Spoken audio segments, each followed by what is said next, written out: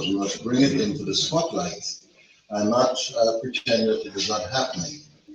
I want to say that we've just gone through the end of a particular school year in June, and you know, we have seen graduations from several of the secondary schools around the country, in fact, all of the secondary schools around the country, as well as graduation from the T. Marisha Community College.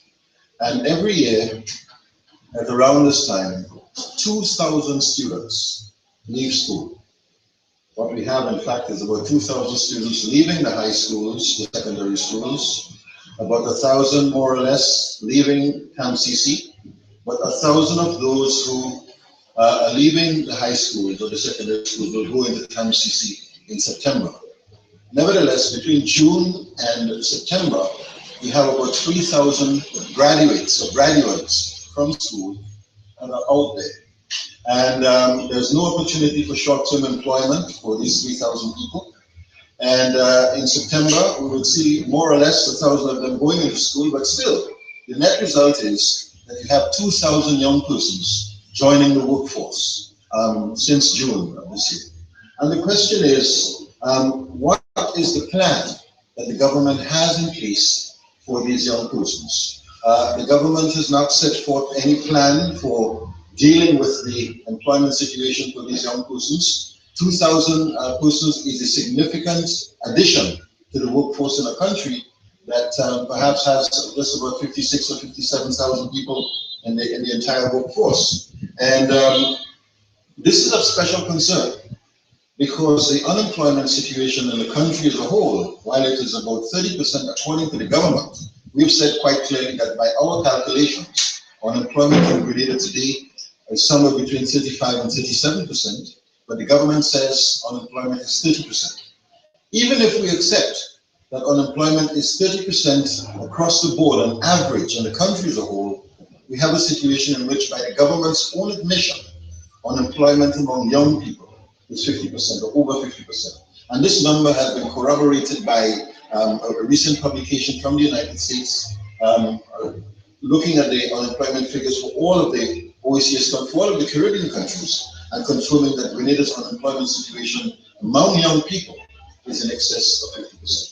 So this is of special concern, and an unemployment situation of 50% or more among young persons must be of concern to all Grenadians.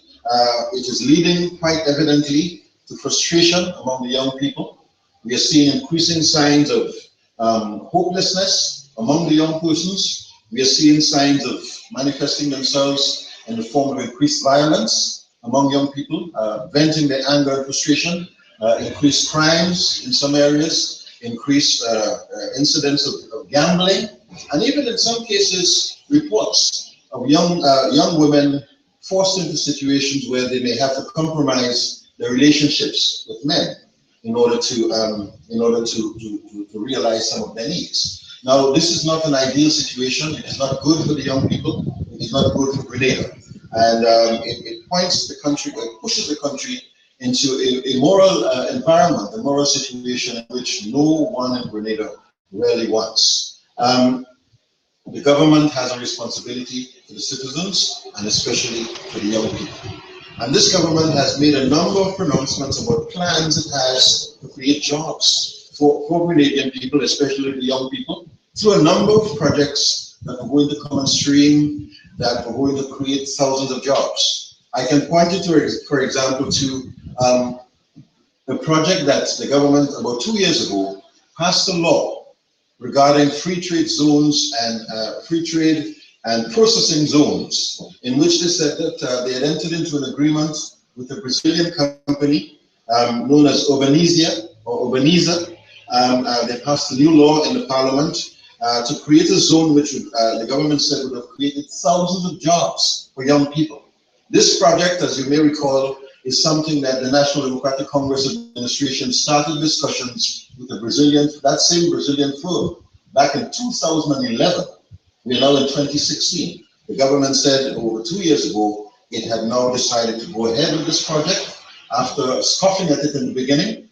it was now decided to go ahead with this project and it passed the law giving this this company the right to set up, in effect, a processing, free trade and processing zone. Despite this promise, we've heard nothing further in relation to this free trade and processing zone that should have created, or would have created, according to the government, thousands of jobs. I can point you secondly to the $2 billion US project, the Grenada Resort Complex project that was going to be developed in the Mount Hartman area. According to the government, Mount Hartman Peninsula and Hog Island were going to be developed into an area of high-end resorts, a wellness center, and other recreational and entertainment features. So far, we've been hearing nothing, little or nothing from the government. You would remember that some months ago, a report surfaced that the Security and Exchange Commission had laid charges against the person that was the driving force behind this development project, Mr. Charles Liu, a gentleman who we learned was the holder of a diplomatic citizenship and investment passport for Grenada. He and his wife, a gentleman who we understand had set up a company that was granted international marketing agency status to market and promote and to sell Grenada's citizenship and investment program. A gentleman who we are told is the Grenada's commercial attaché in the Chinese and the Grenadian embassy in China, and who, according to the information received, is the holder of a diplomatic passport. When this person, when reports surfaced by the Security and Exchange Commission in early July, had laid these charges, we called on the government to revoke his citizenship. We called on the government to revoke the appointment of this company, United Dema Investments Company Limited, as a marketing agent for Grenada's passports. We called on the government to revoke the appointment as commercial attaché. We called on the government to revoke the diplomatic passport that had been granted to this gentleman. None of these steps had been taken. In fact, a representative of the company, or at least one representative of the company, Mr. Terry Forrester, was on television telling the nation that there was no problem. The gentleman was going to be here during the course of that very week. He was having the conference or the interview with the media. We heard the government representatives saying time and again, including the Attorney General and other ministers, that this particular incident had nothing to do with Grenada and was not going to affect the investment project, the $2 billion project, in any way. Since then, many of you would realize that the MTV television station had reported to the nation that they had gone down to the site and the place was now on the heavy lock and key. Well, no key, heavy locks, because there were no keys to open up the place from what we know. But this place is now an abandoned area. It appears locked off to any activity or to any persons. The government has not yet said anything about this project. Now, if it is that you were telling the young people that this project was going to create hundreds, perhaps thousands of jobs for them, you have a responsibility now. And if you said that the gentleman, this project was not going to be affected, and the gentleman was going to be here within a week of this incident, or these reported fraud charges, then the government now has a responsibility to say to the people, especially the young people, what is the situation with that project today?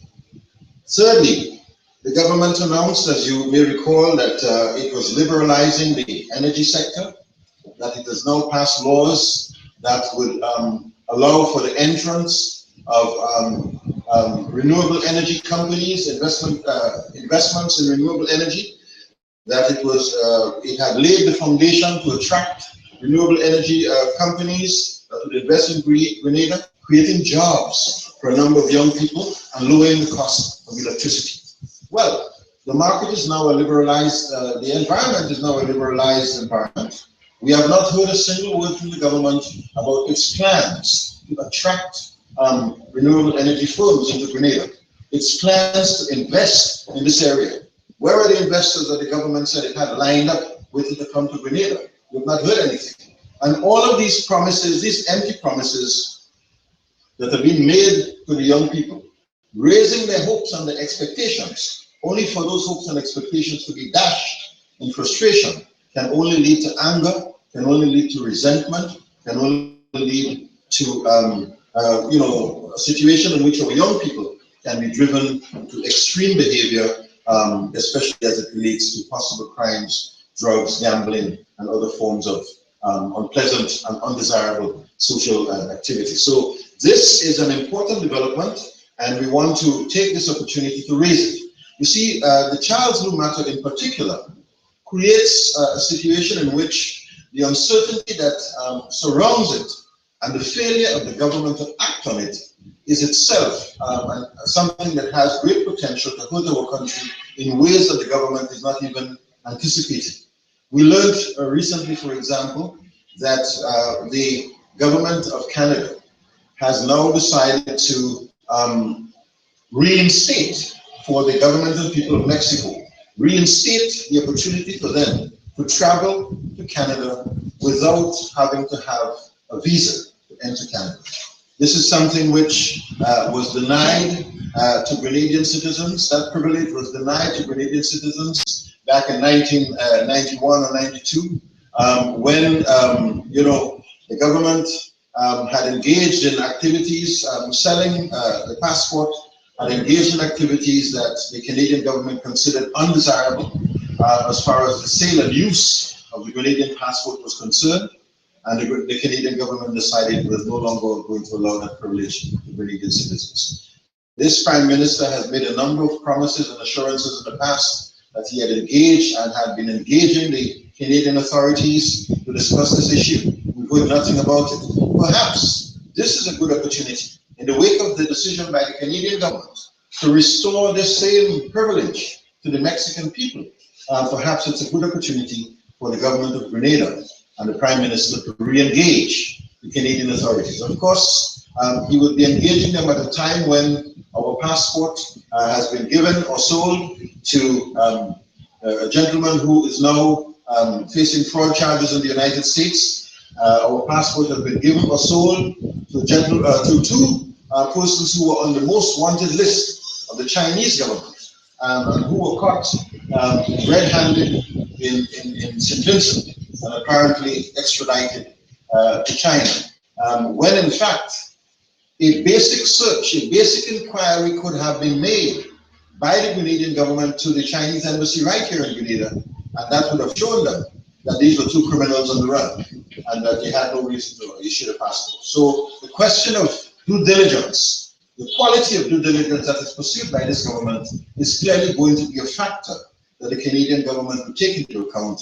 in determining whether or not to give favorable consideration to the any application or request brought to them by the Canadian authorities for restoration of this privilege. So these are issues which we believe impact in a very negative way on Grenadian citizens in general, but especially on the young people. And today what we want to do is focus on the unemployment situation that is not improving in any way for the young people, and to say to the government, to call upon the government to address this concern. Tell us, what are the plans that they have in store for providing some kind of sustainable employment to the young people of the country?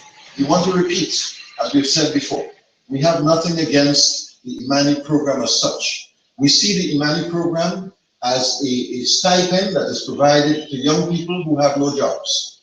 And of course, $700 is better than nothing at all. These young people have needs. They have to meet the basic expenses. They have no jobs. The government has not been able to keep its promise to them to provide them with jobs, sustainable jobs, as part of its election promise. And these people need, these young persons need sustenance. They need to support themselves in some way. Their families, many of them are unemployed or are earning incomes that cannot support the family, and therefore getting $700 a month from the government by way of a stipend, there's nothing wrong with that.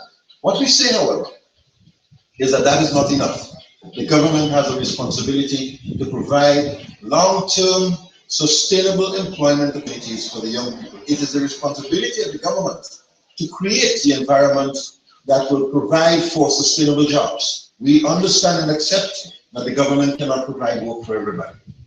But the government must create the conditions that will allow businesses and others to want to come to Grenada to invest in areas that the young people will find jobs. That will also provide opportunities for the young people themselves to create their own businesses and in turn create jobs for some of their peers and compatriots. So this is an important concern, and we thought it important to register that concern this morning. That is all we wanted to say.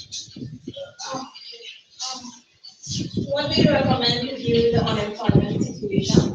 And that's one. And two, if your administration comes into government the next election, what plans have been put in place already to deal with the situation? What plans have we put in place? Already, as an administration, among yourselves, what plans have you put in place already to deal with the unemployment?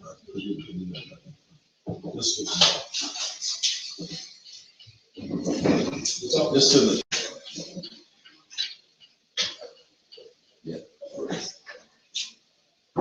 Yes, let me say to you that our party has just completed a draft policy agenda which lays out our vision and our policy agenda for Grenada for the period 2017 to 2030. That, I say draft because it is still in draft form.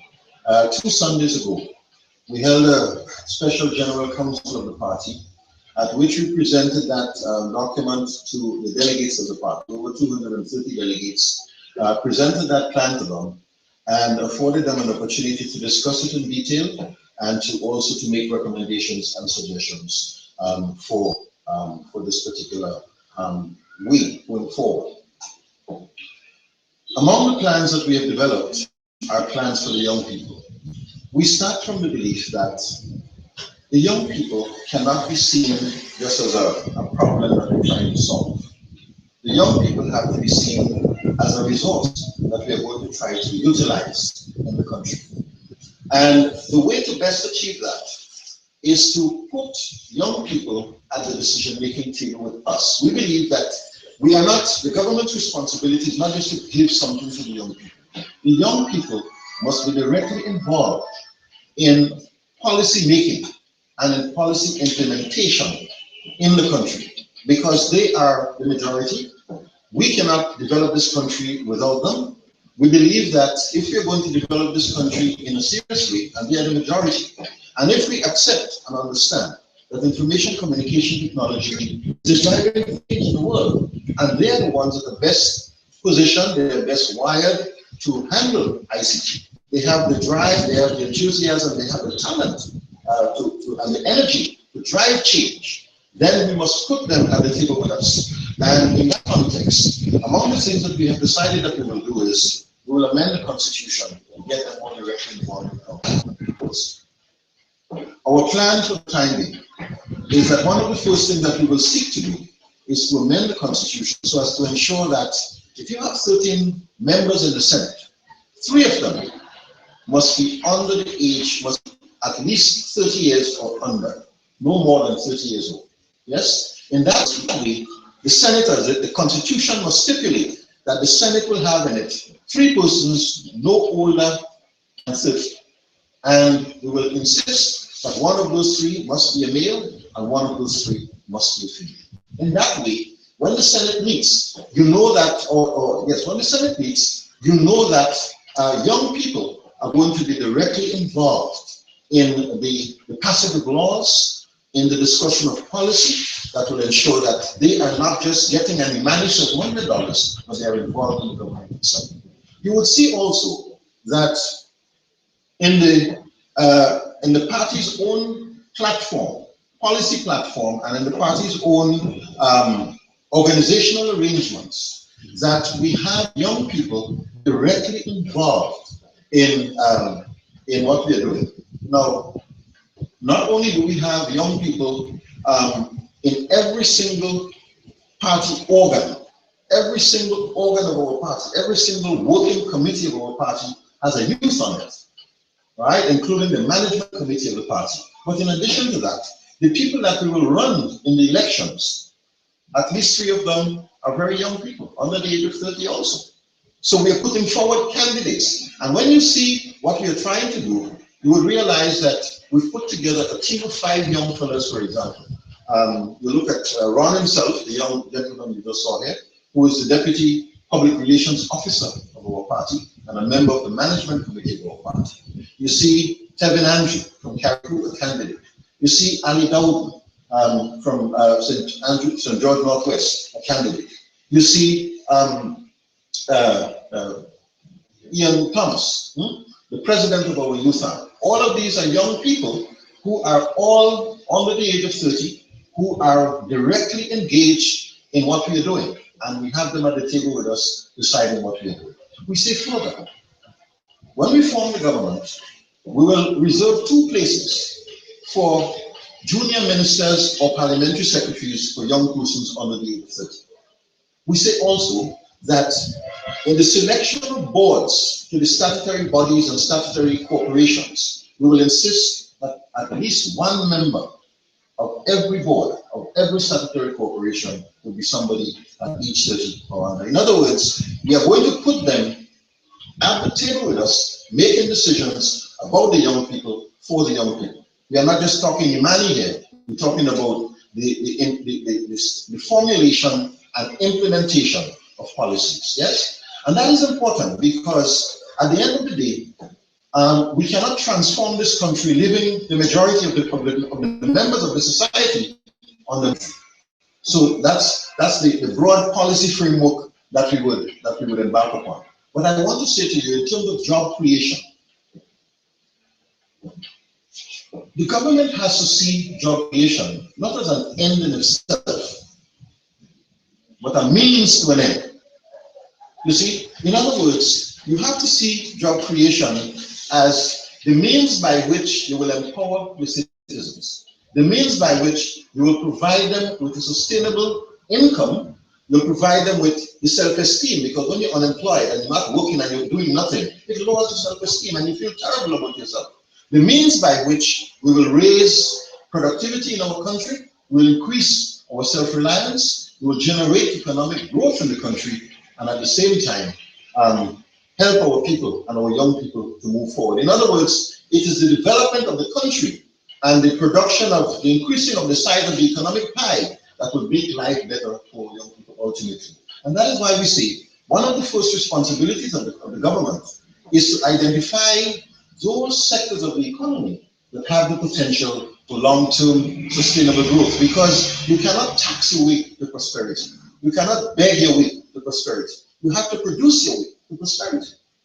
And if we want to do that, we must identify those sectors of the economy that have the potential for long-term sustainable growth. And that is why we've identified those 5 sectors that we continue to speak about: education, health and wellness services, tourism and hospitality services, energy development, agriculture and agribusiness, and information communication technology.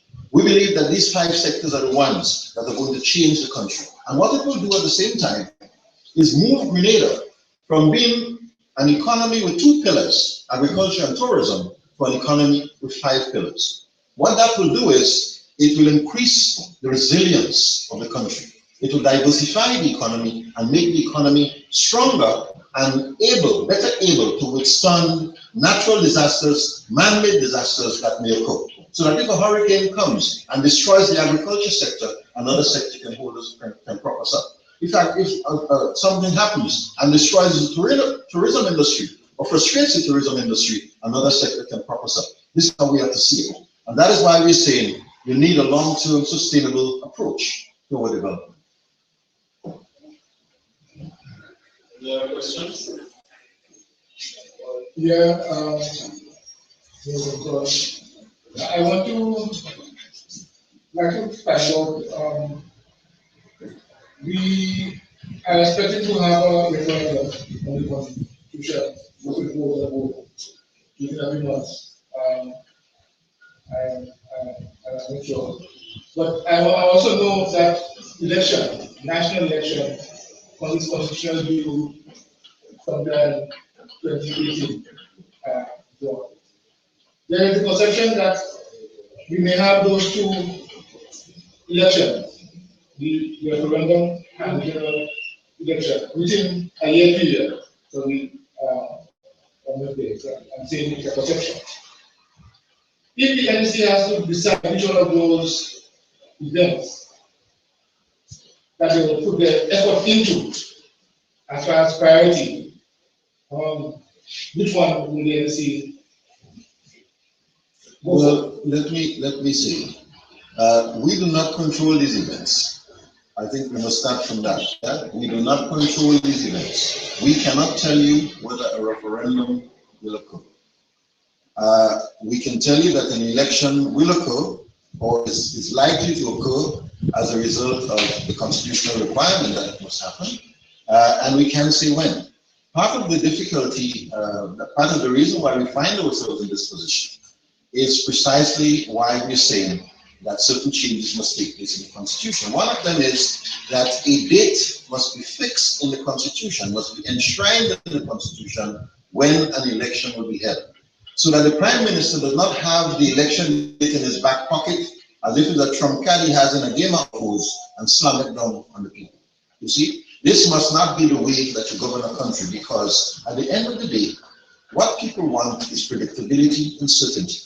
For example, if a person knows that the first Monday in November every 5 years is a date that is set for elections, yes? The parties can prepare for it.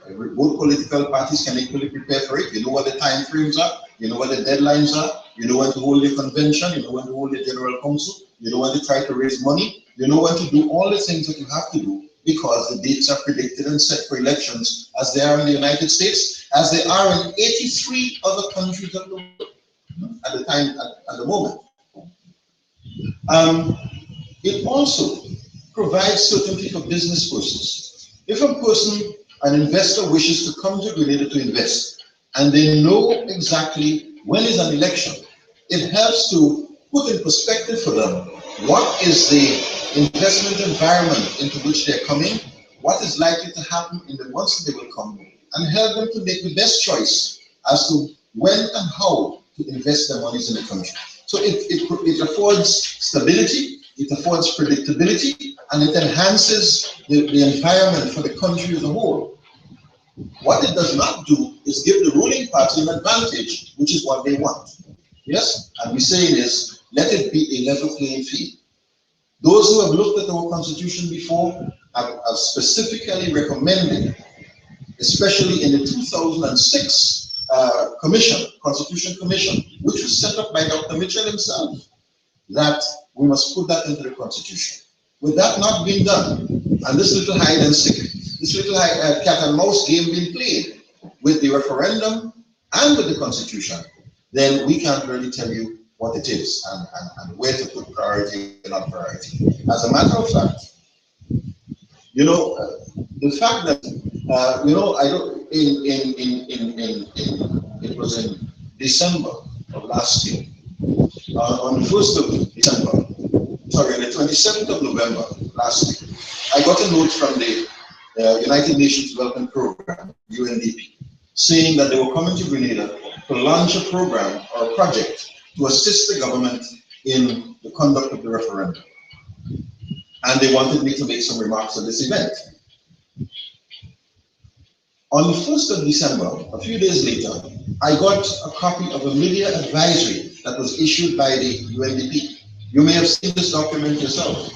It was issued on the 1st of December to the media, saying that on the 4th of December, they were going to have this launch of the project. They were inviting the media, and that they were doing this in preparation for the referendum on the Grenada Constitution, which was going to be held on the 26th of April 2016. So we were hearing from a foreign body, the UNDP, for the first time that the referendum date had been set by the government for April 26th of this year. And we were just hearing that through the UNDP. That's how we found out that the government had chosen a date. That's how Grenada found out. Now, if you're having a referendum on the Constitution, why is it necessary to play a cat and mouse game? In Scotland, they announced the referendum about 14 months before it happened. That is the date of the referendum, and everybody knows you're working towards that. Just in the recent Brexit referendum in the United Kingdom, the same thing. Several months notice in advance. Yeah. Why is it that we are playing this little cat and mouse game? This may happen or this may not happen, and so on. It's as if You know, if you watch basketball, you know there's something in basketball called screening. Screening, where a player would set up screens in order to drive to the basket.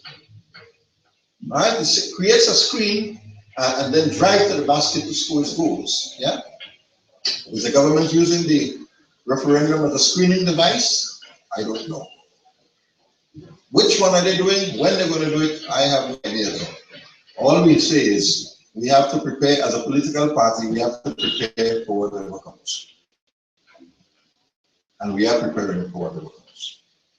You encourage particular vote, for example? Well, the party will have to take that decision. I wouldn't want to make pronouncements here before the party makes such a decision. At this moment, I can say to you that we are watching the developments unfold. And, you know, politics is a dynamic thing. We'll watch what's going on. We are not prejudging anybody. We're just watching the developments. In regards to election, not the appointment, in regards to election, are you satisfied that as a party coming from a 15-0 down and having all these challenges and struggles within the party itself, Mr. Kenneth, are you satisfied that the party is in a position to reform, face the people, and provide what you are saying is lacking? Is the party ready for such? Well, let me see, just for clarification, we cannot say that the challenges and internal problems that existed are in recent times, unless we're talking about 4 years being recent. In the scheme of politics, we don't consider that to be recent. Yeah. In other words, since the elections, and especially since I have assumed the leadership of the party, we have been building a very strong, united organization. There are some persons in the media, not in the regular mainstream media, but agents of the state, through the GIS and otherwise, who were using the opportunity to try to somehow send a message, directly or indirectly, that the party was divided, that we were fighting among ourselves, that I got rid of Franca and tricks and this and that, and every day was a different story. I think they themselves have run out of steam with that because they realize that what we have is a strong united body working together for change. And so far, I believe to have recruited some excellent people. When I listen to the complaints and condemnations of the other side, I don't hear them attacking the competence of our organization. You hear all kinds of other reasons. Nazimboka like people, Nazimboka 5 houses, Nazimboka put 6 months salary, whatever the other reasons that they have. I don't hear them attacking the party because we don't know what we will do or what we can do. We have people who are tried and tested in government, and we have people, young persons that we brought to the table who are competent, whose track record in their businesses and their jobs are tried and tested, who have run business organizations, who have been teachers for years, who have been senior managers in business organizations, and people who have been involved in the politics and in the government before. Yes, we understand what is required, and that is why we're saying that we've laid out a clear policy agenda of where we hope to take the country. This is in contrast to the ruling party. Remember,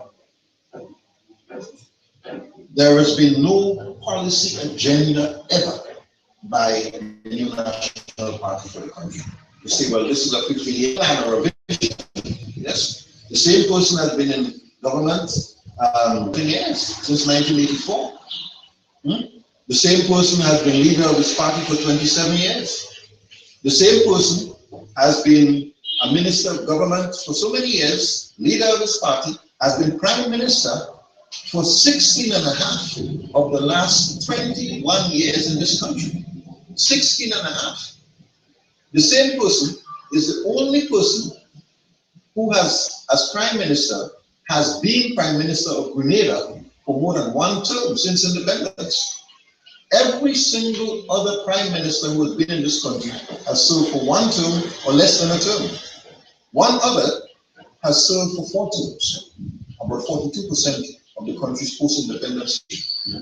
Yes, one person as Prime Minister for about 42% of the country's post-independence history. So if there was any one person who had an opportunity to really transform Grenada, it is Dr. Mitchell. But they spend all the time blaming Nazembuk, as though Nazembuk was the Prime Minister. I've never been Prime Minister of this country. I've never been charged with the responsibility to manage the affairs of the state. Yeah? And you have had it for 4 terms, and you're turning around and blaming a guy who has never been in charge of it. What we need to see is leadership. What is missing is leadership. The potential, the capacity to harness the potential of the nation for good use and for good purpose. And I'm saying to you, I feel very confident that I can lead an organization to do that. I feel very confident that the National Democratic Congress can do that. And will do that if given the opportunity by the So I feel that I'm quite assured, self-assured, and our organization is self-assured that we are up to the task. We are up to the task. And we are preparing for government. Questions? Thank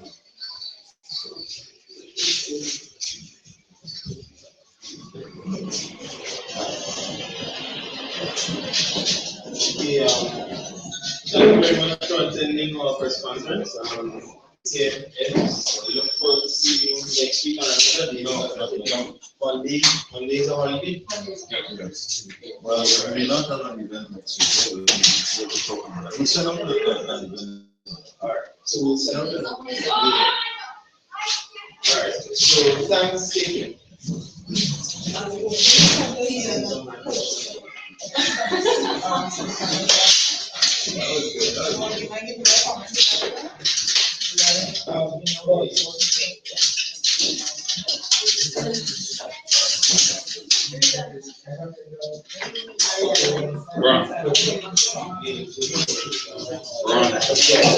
Run.